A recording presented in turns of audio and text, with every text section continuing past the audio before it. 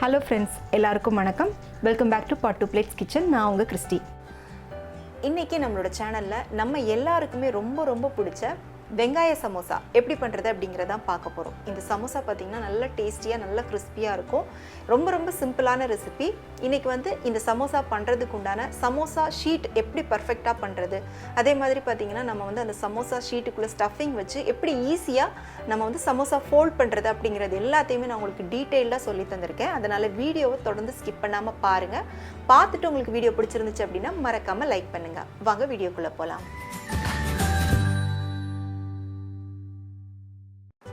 முதல்ல சமோசா ஷீட் பண்ணுறதுக்கு நம்ம மாவு பிசைஞ்சிக்கலாம். ஒரு பாத்திரத்தில் 1 கப் அளவுக்கு மைதா மாவு போட்டுக்கோங்க. மைதா மாவு அளந்த அதே கப்புக்கு 1 கப் அளவுக்கு கோதுமை மாவு போட்டுக்கோங்க. அதாவது 1 கப் மைதா 1 கப் கோதுமை. இது கூட தேவையான அளவுக்கு உப்பு சேர்த்துக்கோங்க. உப்பு போட்டுட்டு இது எல்லாத்தையும் ஒரு தடவை நல்லா கலந்து விட்டுக்கோங்க. இந்த மைதா, கோதுமை, உப்பு எல்லாம் நல்லா மிக்ஸ் ஆகிற மாதிரி ஒரு தடவை நல்லா கலந்து விட்டுக்கோங்க. இப்போ பக்கத்துலேயே பார்த்தீங்கன்னா நான் கொஞ்சம் ஒரு 2 டேபிள் ஸ்பூன் எண்ணெய் வந்து அடுப்பில் சூடு பண்ணி வச்சுருந்தேன். இப்போ அதை எடுத்து ஊற்றிக்கலாம். எண்ணெய் வந்து நல்லா இந்த மாதிரி சூடான எண்ணெய் தான் ஊற்றணும். எண்ணெயை ஊற்றிட்டு ஒரு ஸ்பூனை வச்சு ஃபஸ்ட்டு நல்லா கலந்துக்கோங்க. கையை வச்சு கலக்காதீங்க, கையில் சுட்டுரும். இந்த மாதிரி ஸ்பூனை வச்சு கொஞ்சம் நல்லா மிக்ஸ் பண்ணிவிட்டு அதுக்கப்புறமா வந்து நீங்கள் கையால் கலந்துக்கோங்க. இப்போ இந்த எண்ணெய் வந்து மாவோட நல்லா கலந்தாதான் உங்களுக்கு வந்து சமோசா நல்லா கிறிஸ்பியாக வரும். அதனால நல்லா வந்து கலந்துக்கோங்க. இப்போ மாவு வந்து கலந்தாச்சு. இப்போ நம்ம வந்து இதை தண்ணி ஊற்றி பிசைஞ்சிக்கலாம். தண்ணி வந்து மெஷர்மெண்ட் கப்புக்கு 1 கப் அளவுக்கு நான் அளந்து எடுத்து வச்சுருக்கேன். இந்த தண்ணியை வந்து கொஞ்சம் கொஞ்சமாக நம்ம வந்து மாவில் ஊற்றிட்டு நல்ல ஒரு சப்பாத்தி மாவு கன்சிஸ்டன்சிக்கு பிசைஞ்சிக்கலாம். தண்ணி வந்து ரொம்ப அதிகமாக சேர்க்காதீங்க. இப்போ பாருங்கள், நான் வந்து மாவு பிசைஞ்சிட்டேன். நல்லா அழுத்தி சாஃப்டாக பிசைஞ்சிக்கோங்க. பாருங்கள், இந்த அளவுக்கு நல்லா கொஞ்சம் சாஃப்டாக இருக்கிற மாதிரி பிசைஞ்சிக்கோங்க. இப்போ இதுக்கு மேலே கொஞ்சமாக எண்ணெய் ஊற்றிட்டு தடவிக்கோங்க. அப்போ தான் வந்து காயாமல் இருக்கும். இப்போ நான் வந்து மாவு பிசைகிறதுக்காக 1 கப் தண்ணி எடுத்தேன் பார்த்தீங்களா, அதில் வந்து 3/4 கப் தண்ணி தான் ஊற்றி நான் மாவு பிசைஞ்சிருக்கேன். மீதி 1/4 கப் அளவுக்கு தண்ணி வந்து மீதி இருக்குது. இப்போ இந்த மாவு வந்து நம்ம மூடி வச்சு ஒரு 1/2 மணி நேரம் அப்படியே விட்டுடலாம். 1/2 மணி நேரம் கழித்து நம்ம வந்து சமோசா ஷீட் வந்து ரெடி பண்ணலாம். இப்போ மாவு வந்து நான் 1/2 மணி நேரம் நல்லா ரெஸ்ட்டில் விட்டு எடுத்துட்டேன். இப்போ இதை வந்து திரும்பவும் ஒரு 2-3 நிமிஷத்துக்கு நம்ம வந்து கொஞ்சம் நல்லா இந்த மாதிரி அழுத்தி பிசைஞ்சிக்கலாம். சும்மா ஒரு 2-3 நிமிஷம் பிசைஞ்சிங்கன்னா போதும். பிசைஞ்சிட்டு இந்த மாதிரி நல்லா ஒரு ஈவனான சைஸில் வந்து அதை உருண்டையாக உருட்டி எடுத்துக்கோங்க. நம்ம பரோட்டாக்கெல்லாம் மாவு வந்து உருட்டுவோம் பார்த்தீங்களா, அந்த மாதிரி ஆள்காட்டி விரலுக்கும் கட்டை விரலுக்கும் நடுவில் வச்சுட்டு இந்த மாதிரி நீங்கள் வந்து எடுத்தீங்க அப்படின்னா அழகாக நல்லா உருண்டையாக வரும். எல்லாமே வந்து உங்களுக்கு ஒரு ஈவனான சைஸில் இருக்கும். பாருங்கள், இந்த மாதிரி நீங்கள் வந்து ஆள்காட்டி விரல் கட்டை விரல் ரெண்டுக்கும் நடுவில் வச்சுட்டு அழுத்துங்க. பாருங்கள், இப்போ பார்த்தீங்கன்னா நான் எல்லா மாவையும் உருட்டி வச்சுட்டேன். இப்போ வந்து நம்ம சப்பாத்தி தேய்க்கிற மாதிரி இதை வந்து தேய்ச்சிக்கலாம். நம்மளோட சேனலில் பார்த்தீங்கன்னா ஆல்ரெடி நான் ஒரு சமோசா ரெசிபி வந்து அப்லோட் பண்ணியிருக்கேன். அதே மாதிரி சமோசா ஷீட் எப்படி பண்ணணும் அப்படிங்கிறதுக்கான தனி வீடியோவாகவே நான் வந்து அப்லோட் பண்ணியிருக்கேன்.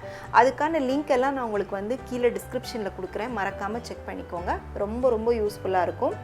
இப்போ பார்த்தீங்கன்னா இந்த மாதிரி நம்ம சப்பாத்திக்கு தேய்க்கிற மாதிரி தேய்ச்சிக்கணும். ஆனால் உங்களால் வந்து எந்த அளவுக்கு இதை வந்து மெல்லிஸாக தேய்க்க முடியுமோ அந்த அளவுக்கு நல்லா வந்து மெல்லிஸாக தேய்ச்சிக்கோங்க. அதுதான் வந்து ரொம்ப முக்கியம். பாருங்கள், இப்போ இதே மாதிரி எல்லா மாவையும் நீங்கள் வந்து முதல்ல தேய்ச்சி இந்த மாதிரி ஒரு பிளேட்டில் அரேஞ்ச் பண்ணி எடுத்து வச்சுக்கோங்க. இப்போ வந்து நான் எல்லா மாவையும் தேய்ச்சிட்டேன்.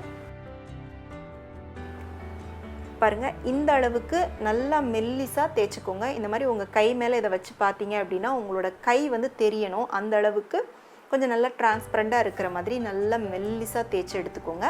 இப்போ வந்து நம்ம அடுத்த ஸ்டெப் என்னென்னு பார்க்கலாம். இப்போ நம்ம வந்து ரெடி பண்ணி வச்ச சமோசா ஷீட்டை வந்து தனித்தனியாக ஒன்றா வந்து ஒரு தோசை தவாவில் போட்டு நம்ம வந்து லைட்டாக வந்து குக் பண்ணி எடுத்துக்கலாம். அடுப்பை வந்து நல்லா லோ ஃப்ளேமில் வச்சுட்டு பண்ணுங்கள். இப்போ அந்த சமோசா ஷீட்டோட 2 பக்கமும் பார்த்தீங்கன்னா ஒரு 30 செகண்ட் வந்து குக் பண்ணிக்கோங்க. ஒரு பக்கம் 30 செகண்ட் குக் ஆனதோ அதை அப்படியே திருப்பி போட்டு இன்னொரு 30 செகண்ட் வந்து குக் பண்ணிக்கோங்க. ரொம்ப நேரம் நம்ம சப்பாத்திக்கு மாதிரி குக் பண்ணோம் அப்படின்னு அவசியம் இல்லை. அந்த சமோசா ஷீட்டில் இருக்கிற அந்த ஈரத்தன்மை வந்து கொஞ்சம் குறையணும். அந்த அளவுக்கு மட்டும் நம்ம வந்து குக் பண்ணி எடுத்தால் போதும். இப்போ பார்த்தீங்கன்னா நான் எல்லாத்தையும் ரெடி பண்ணி எடுத்து வச்சுருக்கேன். நம்ம வந்து லோ ஃப்ளேம்லேயே வச்சு பண்ணதுனால நல்லா எல்லாம் ஒன்று போல் ஒரு ஈவனான கலரில் இருக்குது. பாருங்கள், இதே மாதிரி பர்ஃபெக்டாக நீங்கள் வந்து ரெடி பண்ணி எடுத்துக்கோங்க. இப்போ வந்து இதை எப்படி கட் பண்ணுறது அப்படிங்கிறத பார்க்கலாம். முதல்ல இந்த மாதிரி 4ஆக வந்து மடிச்சுக்கோங்க. மடிச்சிங்க அப்படின்னா உங்களுக்கு வந்து அதில் வந்து ஒரு லைன் கிடைக்கும். அதிலே வந்து என்ன பண்ணுங்கள், ஒரு பீட்சா கட்டரோ இல்லைனா கத்தியோ வச்சு கட் பண்ணிக்கோங்க. இந்த மாதிரி நீங்கள் ஃபோல்ட் பண்ணுறப்போ உங்களுக்கு வந்து ஈவனான சைஸில் வந்து நீங்கள் கட் பண்ண முடியும். பாருங்கள், அவ்வளோதான். இப்போ ரெடி ஆயிடுச்சு. இந்த மாதிரி நீங்கள் வந்து சமோசா ஷீட் ரெடி பண்ணி எடுத்து ஒரு ஜிப்லாக் பேக்கில் போட்டு நீங்கள் ஃப்ரிட்ஜில் ஸ்டோர் பண்ணி வச்சுக்கிட்டீங்க அப்படின்னா உங்களுக்கு எப்போ தேவையோ அந்த நேரத்துக்கு நீங்கள் வந்து எடுத்து சமோசா பண்ணலாம். ஜஸ்ட்டு நீங்கள் வந்து ஸ்டஃபிங் மட்டும் ரெடி பண்ணிவிட்டு டக்குன்னு வீட்டுக்கு யாராவது கெஸ்ட்டு வந்தாங்கன்னா நீங்கள் வந்து சமோசா ரெடி பண்ணி கொடுத்துடலாம். இப்போ இதுக்குள்ளே வைக்கிற ஸ்டஃபிங் எப்படி பண்ணுறது அப்படிங்கிறத வந்து பார்க்கலாம். முதல்ல ஒரு மிக்சிங் பவுல் எடுத்துக்கோங்க.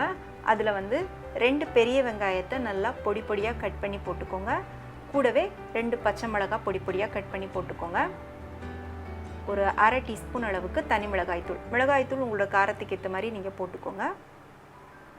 அரை ஸ்பூன் சீரகத்தூள், அரை ஸ்பூன் வந்து சாட் மசாலா. சாட் மசாலா வந்து ஆப்ஷனல், வேணும்னா போட்டுக்கோங்க. கூடவே வந்து ஒரு 1/4 டீஸ்பூன் அளவுக்கு கரம் மசாலா தூள், தேவையான அளவுக்கு உப்பு சேர்த்துக்கோங்க. அப்புறமா கொஞ்சமாக மல்லித்தழை பொடி பொடியாக கட் பண்ணி போட்டுக்கோங்க. இப்போ இது எல்லாத்தையும் வந்து ஒரு ஸ்பூனை வச்சு ஃபஸ்ட்டு நல்லா மிக்ஸ் பண்ணி விட்டுக்கோங்க. இப்போ இந்த ஸ்டஃபிங்கை வந்து நம்ம வதக்க போகிறதில்ல, அப்படியே வந்து பச்சையாக தான் நம்ம வந்து சமோசா ஷீட்டுக்குள்ளே வச்சு பண்ண போகிறோம்.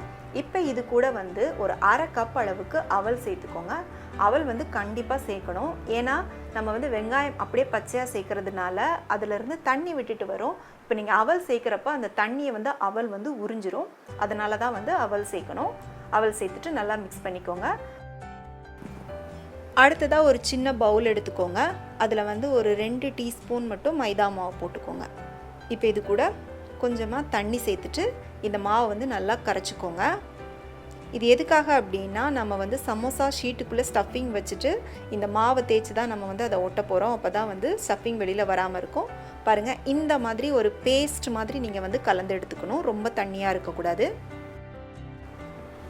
இப்போது ஒரு சமோசா ஷீட் எடுத்துக்கோங்க. அதில் வந்து ஓரத்தில் நம்ம கலந்து வச்ச அந்த மைதா மாவை வந்து தடவிக்கோங்க. இப்போது நான் எப்படி மடிக்கிறேனோ அதே மாதிரி மடிச்சுக்கோங்க. இப்போ உங்களுக்கு மேலே பார்த்தீங்கன்னா ஒரு ட்ரையாங்கிள் ஷேப் கிடைக்கும். இப்போ இதுக்குள்ளே ஒரே ஒரு ஸ்பூன் வந்து அந்த வெங்காயம் ஸ்டஃபிங் வச்சுட்டு மேலே அந்த ட்ரையாங்கிள் ஷேப்பில் இருக்குது பார்த்தீங்களா, அதில் வந்து திரும்பவும் மைதா மாவு வந்து தடவிக்கோங்க. தடவிட்டு மடித்து விட்டுக்கோங்க. 3 ஓரமும் வந்து நல்லா சீலாகிற மாதிரி மைதா மாவு போட்டு நல்லா க்ளோஸ் பண்ணிடுங்க. பாருங்கள், இதே மாதிரி ஃபஸ்ட்டு எல்லாத்தையும் ரெடி பண்ணி எடுத்துக்கோங்க. ரெடி பண்ணி எடுத்துகிட்டு நீங்கள் ஃப்ரை பண்ணிங்க அப்படின்னா ரொம்ப ஈஸியாக இருக்கும். இப்போ வந்து நம்ம ஃப்ரை பண்ண ஆரம்பிக்கலாம். எண்ணெய் வந்து கொஞ்சம் மிதமான சூட்டில் வச்சுட்டு நம்ம ரெடி பண்ணி வச்ச சமோசா ஒன்றுத்தையாக எண்ணெயில் போட்டுக்கோங்க. எண்ணெய் மிதமான சூட்டில் இருந்தால் தான் உள்ளே நம்ம வச்சுருக்கிற அந்த வெங்காய ஸ்டஃபிங் வந்து வேகும். எண்ணெய் ரொம்ப சூடாக இருந்துச்சுன்னா வெளியில் இருக்கிற அந்த மாவு வந்து டக்குன்னு வந்து குக் ஆயிரும், டக்குன்னு கறிக்கிறோம், உள்ளே இருக்கிற வெங்காயம் வந்து வேகாது. அதனால் மிதமான சூட்டில் வச்சுட்டு நீங்கள் வந்து பண்ணுங்கள். பாருங்கள், இப்போ நம்மளோட சமோசா ரெடி ஆயிடுச்சு. இந்த அளவுக்கு நல்லா கொஞ்சம் செவந்து வந்ததும் இது எண்ணெயிலேருந்து எடுத்துருங்க. இதுக்கு மேலே விட்டீங்க அப்படின்னா கறிக்கிறோம். இப்போது சுட சுட நம்மளோட வெங்காய சமோசா ரெடி ஆயிடுச்சு. நல்லா ஈவினிங் டைமில் சுட சுட டீயும் இந்த வெங்காய சமோசாவும் இருந்துச்சு அப்படின்னா அட்டகாசமாக இருக்கும். கண்டிப்பாக வந்து ட்ரை பண்ணி பாருங்கள். ரொம்ப ரொம்ப கிறிஸ்பியாக இருக்கும். செஞ்சு பார்த்துட்டு எப்படி இருந்துச்சுன்னு உங்களுடைய கருத்துக்களை எனக்கு மறக்காமல் கீழே கமெண்ட் செக்ஷனில் சொல்லுங்கள். இந்த ரெசிபி உங்களுக்கு பிடிச்சிருந்துச்சு அப்படின்னா மறக்காமல் லைக் பண்ணிவிட்டு உடனே உங்கள் ஃப்ரெண்ட்ஸ் அண்ட் ஃபேமிலிக்கு ஷேர் பண்ணுங்கள். மீண்டும் வேறொரு ரெசிபியோடு சந்திக்கிறேன். நன்றி, வணக்கம்.